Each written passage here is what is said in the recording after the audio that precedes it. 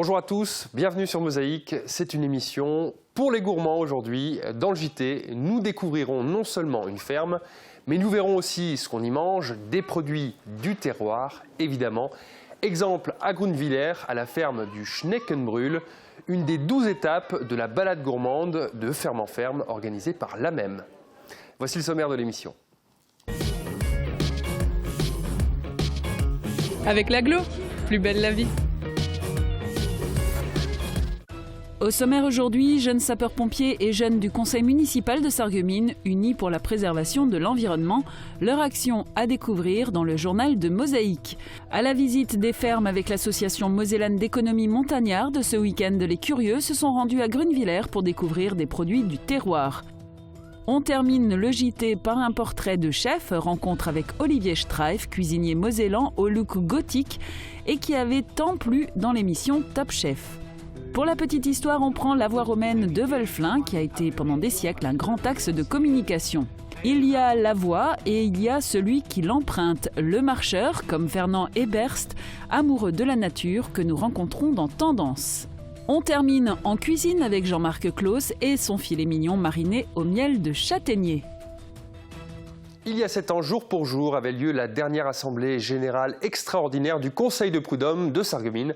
À l'ordre du jour, les modalités de fermeture de la juridiction. Replay. Où que vous soyez, restez connecté avec votre entreprise. Pour les pros, la solution c'est le cloud ID Réseau. En tout, ce sont 20 à 30 dossiers en cours de traitement dont il faudra envisager le transfert vers Forbach. Les 38 conseillers sarregueminois seront eux aussi appelés à s'y rendre. Les affaires en cours ne devraient donc pas changer de main. Si à ce jour, les conseillers prud'homaux sont convoqués en salle d'audience rue Hubert à Sarreguemines, c'est pour découvrir de nouvelles directives applicables au plan national.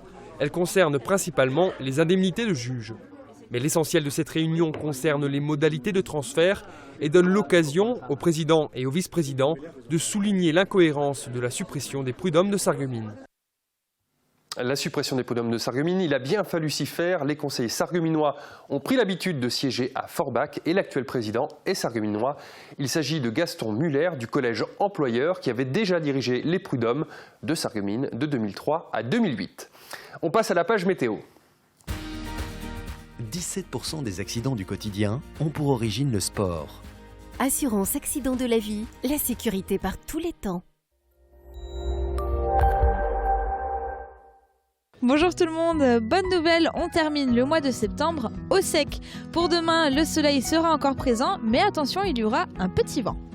Côté température, les minimales iront de 7 à 8 degrés, les maximales de 15 à 18 degrés. Demain mercredi 30 septembre, nous fêtons les Jérômes. Le soleil nous accompagnera de 7h26 à 19h11. Et comme tous les mardis, on se met dans l'ambiance du marché. J'aurais aimé savoir, depuis ce matin, qu'est-ce qui vous a rendu de bonne humeur ? Nous, on vit toute l'année avec la musique. On fait que ça, du matin au soir, on écoute la musique. Et c'est ça, c'est notre bonheur, c'est notre vie.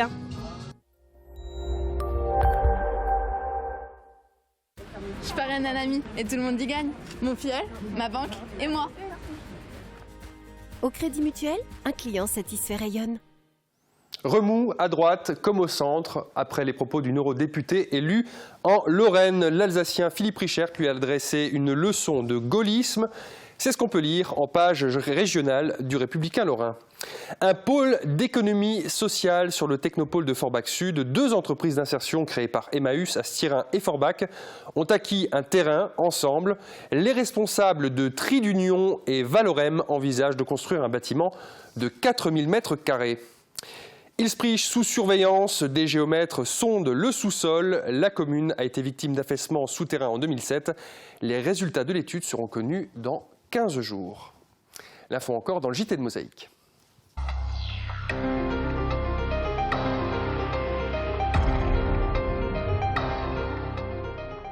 Pour commencer le journal, les chiffres du chômage. En Lorraine, le nombre de demandeurs d'emploi inscrits en catégorie A, B, C à Pôle emploi s'établit à 193 510 fin août 2015. Ce nombre est en diminution de 0,1% par rapport au mois précédent. Sur un an, il croît de 5,3%. En France métropolitaine, le nombre de demandeurs d'emploi inscrits en catégorie ABC augmente de 0,2% fin août 2015 par rapport au mois précédent et c'est 6,7% en plus sur un an.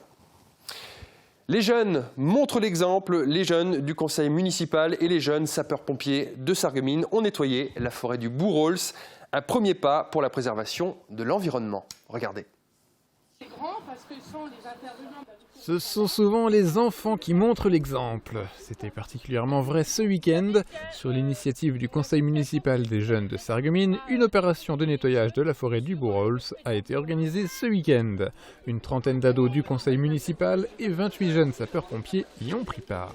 En fait, les CMJ ont à cœur, surtout qu'il y a un groupe environnement, une des commissions travaille là-dessus. Donc on avait déjà fait ce projet il y a 2 ans.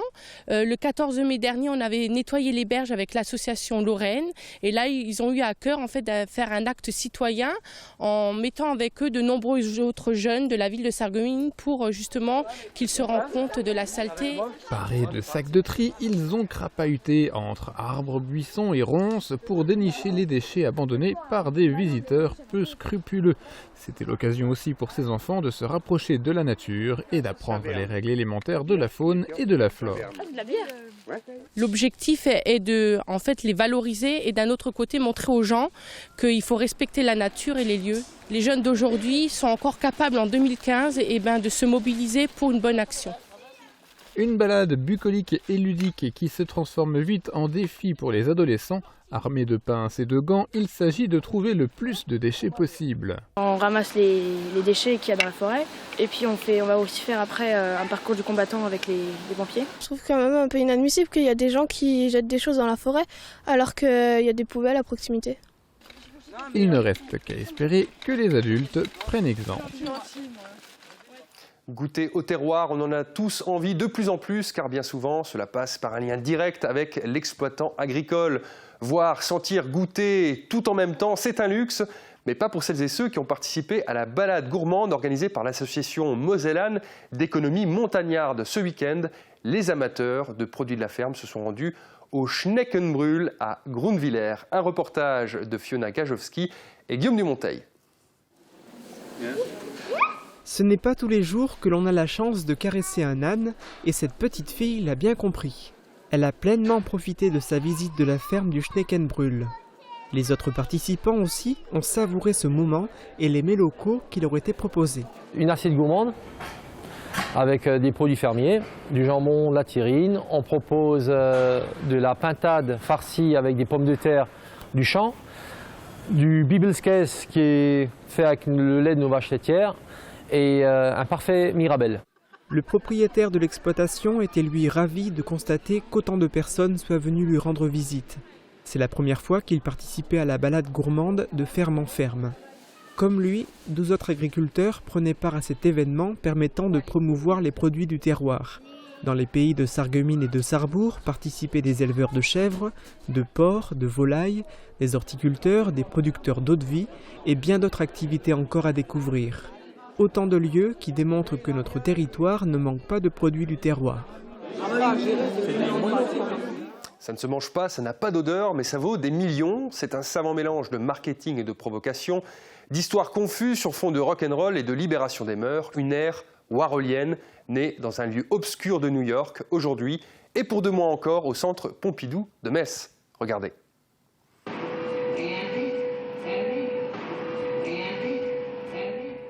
Si ces sérigraphies de célébrités et ces pots de soupe Campbell's sont dans tous les esprits, l'œuvre d'Andy Warhol ne se limite pas à cette seule dimension picturale, loin de là. Le pape du pop art, artiste avant-gardiste excentrique, a même accouché d'une œuvre d'art totale, la Silver Factory. Ce loft mythique de la 47e rue, lieu de création hors norme, ouvert aux artistes glorieux comme aux anges déchus, sert de décor à l'exposition Warhol Underground. Pour 2 mois encore, le centre Pompidou-Metz décrypte l'œuvre warholienne au prisme de ses liens avec la scène underground new-yorkaise qui défilait continuellement à travers les murs tapissés d'aluminium de la Silver Factory. Il y a à la fois sa création plastique qui a laissé des traces, mais il y a surtout sa vie qui s'intégrait dans un cadre particulier, la Silver Factory, Et on peut vraiment considérer ce lieu de travail et d'exposition, de démonstration, comme une œuvre d'art totale. C'était à la fois son lieu de vie, son atelier, mais aussi un lieu de réception et de fête, un lieu de projection, un studio d'enregistrement, un lieu de répétition et voilà, surtout un lieu de rencontre de la scène underground. Créateur prolifique, en 1965, suite à sa rencontre avec le Velvet, Warhol déclara vouloir arrêter la peinture et se consacrer davantage au cinéma, à la production musicale et à la création multimédia. C'est ainsi que verra le jour, à la Factory, sa première œuvre hybride et démultipliée, Exploding Plastic Inevitable. Un des tout premiers spectacles multimédia qui allie à la fois la projection multiple au spectacle live, donc il y avait une lance de fouet sur la scène par exemple, à de la musique live, donc le groupe le Velvet Underground jouait sur scène et Warhol était en fait sur une estrade et faisait ce qu'on appelle aujourd'hui du VJing, donc il faisait un spectacle, ça servait de diapositives, travaillait avec des superpositions pour créer quelque chose d'hallucinant, de novateur.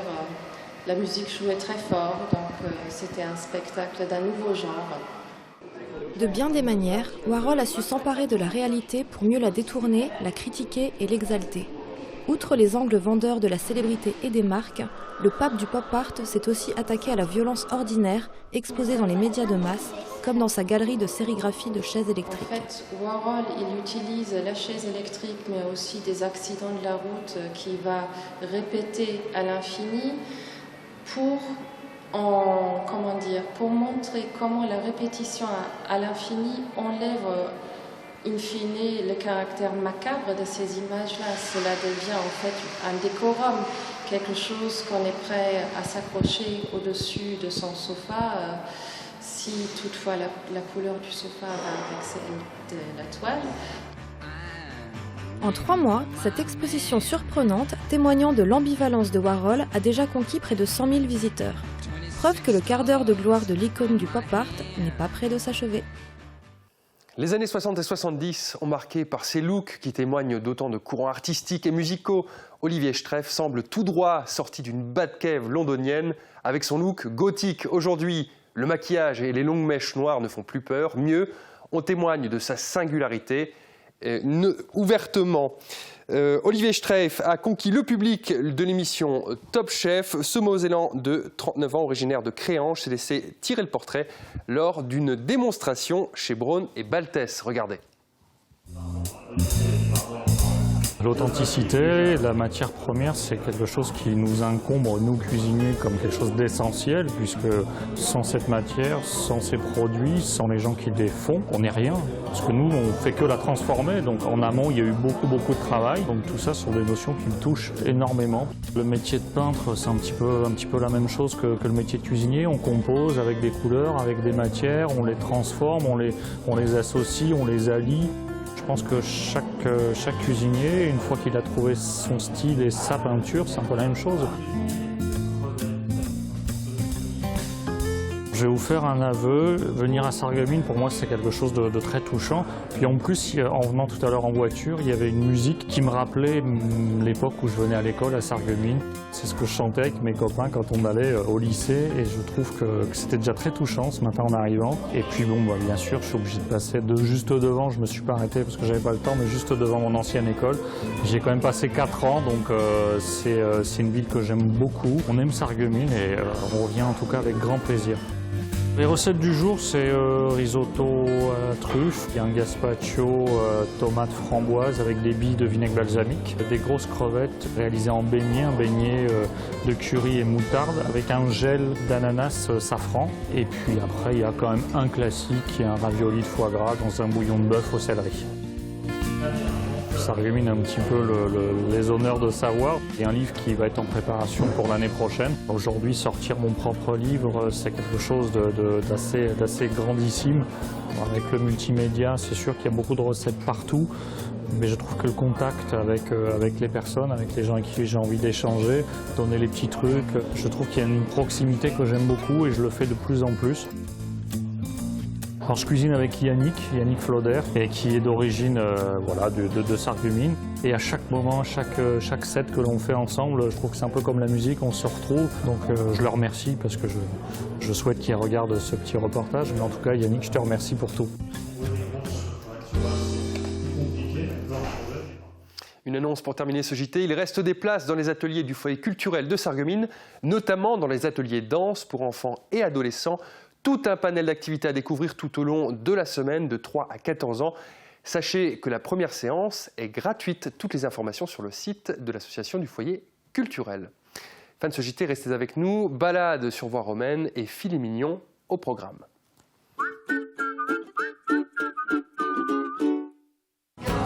Vous cherchez une voiture? Optez pour une voiture de l'année. Vous économisez entre 20 et 50%. Blanc-Bleu Automobile, le prix d'un importateur, le service d'un concessionnaire.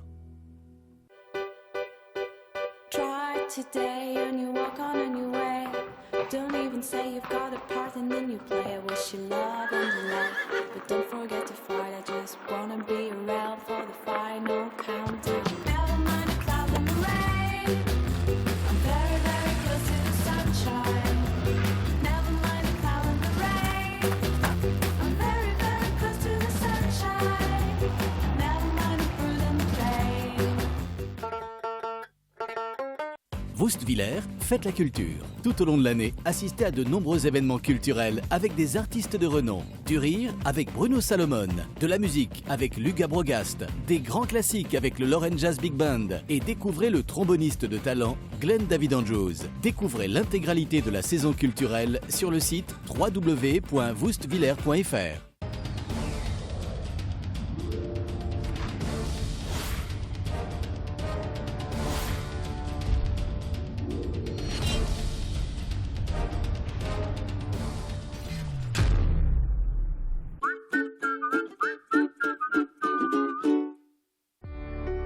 Dans les moments difficiles, on a besoin de professionnels. AVS. Notre métier, vous accompagner.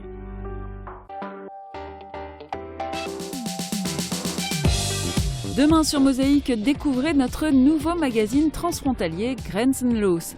Au programme de ce premier numéro, les transports transfrontaliers, une immersion au cœur du centre d'accueil de réfugiés à Lebar et un volet culturel, le tout en compagnie de notre invité Gert Eger, Monsieur Chanson Française. Aujourd'hui, le tracé d'une route fait l'objet d'études parfois longues et compliquées, mais certaines voies témoignent encore d'usages naturels ou habituels de celles et ceux qui nous ont précédés. À Wölflin, on connaît la longue ligne droite entre Gros-Rederchin et la Hermeskapelle.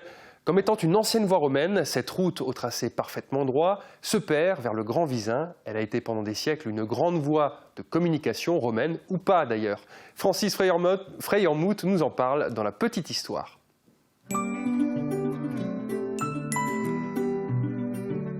FBS, du bon temps par tous les temps.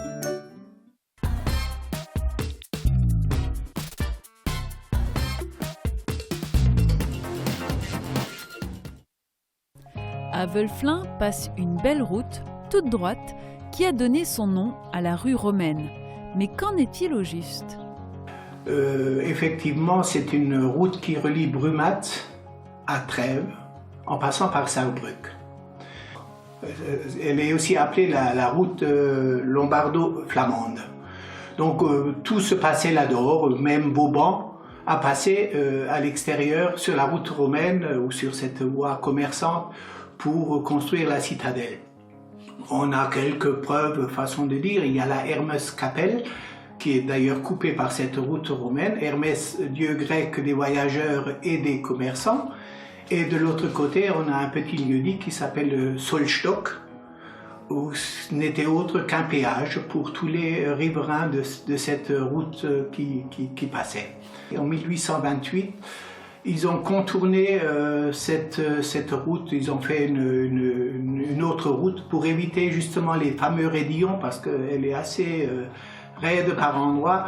Donc aujourd'hui la question est posée, hein. Route romaine, on ne sait pas trop, ou voie de communication. Hein.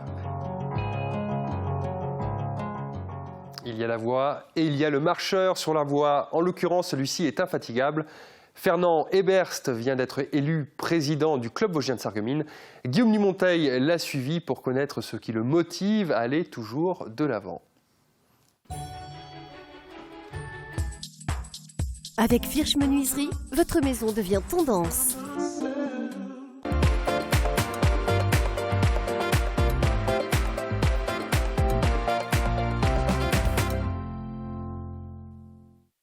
La passion de la marche me remonte, allez, je dirais, un peu plus de 50 ans, 55 ans. Tout petit, j'ai commencé à marcher avec papa.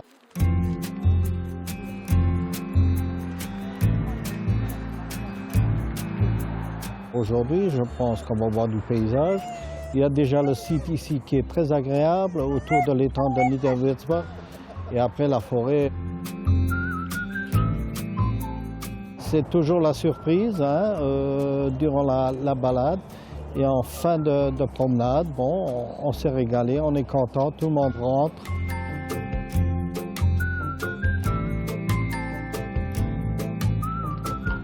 Je suis tous les jours sur le terrain, pendant au moins 2 heures à 4 heures.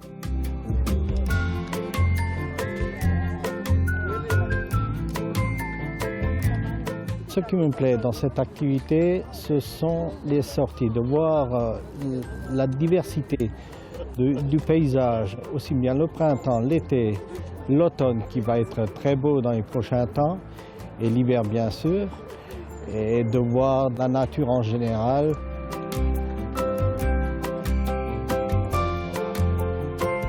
Le fait de marcher ne peut être que bénéfique pour la santé. Sortir, prendre l'air, la marche, ça n'a jamais fait de mal à personne.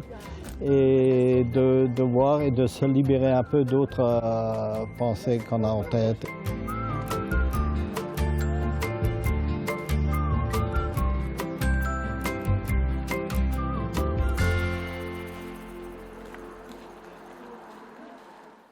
Après la balade, le repas tant attendu avec des produits du terroir bien sûr. Pour le plat de la semaine, Jean-Marc Claus de l'Orabeille vous propose de cuisiner le miel de châtaignier avec son goût caractéristique et sa belle couleur ambrée. Il passe partout, même sur un filet mignon. Bon appétit! Belle et fonctionnelle, les cuisines Aviva présentent entrée plat dessert. Aviva, la cuisine qui vous va.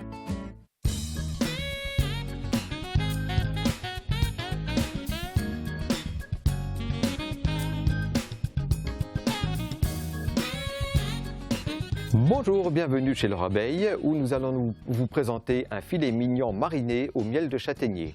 C'est un superbe miel qui accompagne toutes les viandes. Dans un plat creux, fouettez le jus d'orange, le miel et l'huile d'olive. Ajoutez le gingembre, l'ail haché et les graines de cumin. Salez et poivrez la viande et mettez-la à mariner dans le plat pendant au moins 4 heures. Dans une sauteuse, faites chauffer de l'huile, égouttez la viande et faites-la cuire à feu vif pendant 10 minutes. La viande doit être bien dorée sur toutes les faces. Couvrez et baissez le feu et laissez mijoter 20 minutes. Retirez la viande et versez la marinade dans la sauteuse. Faites bouillir jusqu'à ce qu'elle devienne un peu sirupeuse et filtrez avant de la servir avec la viande découpée en médaillons. Enfin, ciselez un peu de coriandre sur la viande. Vous pouvez accompagner le filet mignon de riz blanc ou de pommes de terre à la vapeur. Pour réaliser cette recette, pour 4 personnes, il vous faudra 2 petits filets mignons de porc, 20 centilitres de jus d'orange, 8 cuillères à soupe de miel de châtaignier, 1 cuillère à café de graines de cumin, 1 cuillère à café de gingembre en poudre, 2 gousses d'ail, 2 cuillères à soupe d'huile d'olive, de la coriandre fraîche, du sel, du poivre et de l'huile de tournesol. Alors, le miel de châtaignier est un miel tout à fait particulier puisqu'il est très bon pour tout ce qui est circulatoire au niveau de l'organisme. Il est très bon à la dégustation avec un petit goût amer, c'est sa particularité. Il est très riche en acides aminés, il est très riche en fer, en minéraux. Et donc, c'est un miel que je vous recommande vivement de consommer. Vous pouvez également avoir d'autres recettes comme par exemple un coulis de châtaignier sur du chèvre chaud. Sur ce, je vous souhaite un bon appétit. Fin de notre programme, je vous laisse en compagnie de Virginie pour notre magazine Une semaine en Lorraine, thématique du jour, la chasse. Excellente fin de journée à toutes et à tous.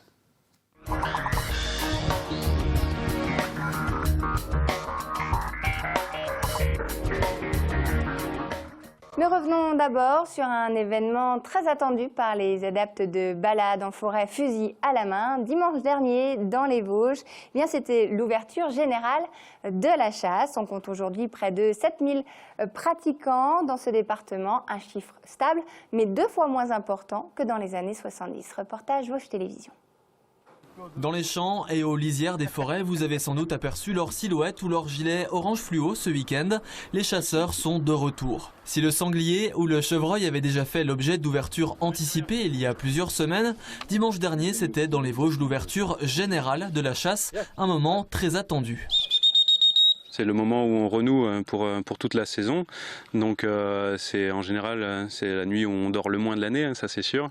On attend ça avec impatience et puis voilà, c'est l'occasion, les chiens le sentent aussi, la veille on prépare, on sort les vestes huilées, ça sent la chasse quoi, donc c'est un moment important pour les 7000 chasseurs du département. Ce dimanche matin, du côté d'Arol, à l'ouest d'Épinal, pour la reprise, ce groupe de chasseurs se concentre sur le petit gibier, essentiellement les faisans et les perdrix rouges. Pour les attraper, le compagnon indispensable est le chien d'arrêt. Le principe est simple, quand il sent une proie, il s'arrête, ne bouge plus, avant de se jeter dessus. Là, le chien. C'est bien, Joël, viens là, c'est bien. Par mesure de sécurité, cette perdrix ne sera pas abattue. Le chien, lui, a fait le job. C'est très bien ça. Bon chien. C'est instinctif, l'arrêt c'est une capacité donc de certaines races de chiens, mais après effectivement ça se travaille, c'est la sagesse à l'envol ou bien qu'il attende son maître, etc. Tout ça c'est des choses qui se travaillent, il y a une partie instinctive, une partie de travail. La suite de la matinée sera plus prolifique pour les chasseurs. Errer dans les champs les dimanches matins froids et pluvieux pour chasser des oiseaux, l'activité n'est pas pour plaire à tout le monde. Aujourd'hui, on compte dans les Vosges environ 7000 chasseurs. Ils étaient plus du double dans les années 70. Désormais, le chiffre se stabilise, mais il faut encore trouver la relève. Nous, on souhaite que l'activité se pérennise, qu'elle continue à intéresser d'autant plus les jeunes. On fait des opérations, les jeunes chasseurs ont le permis qui leur coûte beaucoup moins cher. On essaye un petit peu comme ça de leur mettre le pied à l'étrier, de les aider à trouver des territoires. Ceux qui ont la passion dormante, on essaye de la réveiller pour qu'ils découvrent que c'est quelque chose d'intéressant et de passionnant. Ah ben la chienne elle arrive, j'avais pas vu. La chasse est officiellement ouverte jusqu'à la fin février, mais sur le massif, cette période pourrait s'écourter car il est interdit de chasser par temps de neige. Plus de sport sur Mosaïque. Les Bleus de Sébastien Meyer ont rendez-vous samedi à Thaon-les-Vosges dans le cadre de la 5e journée de CFA2. Objectif, marquer un maximum de points. Le coup d'envoi de la rencontre est à 18h et c'est en direct sur Mosaïque.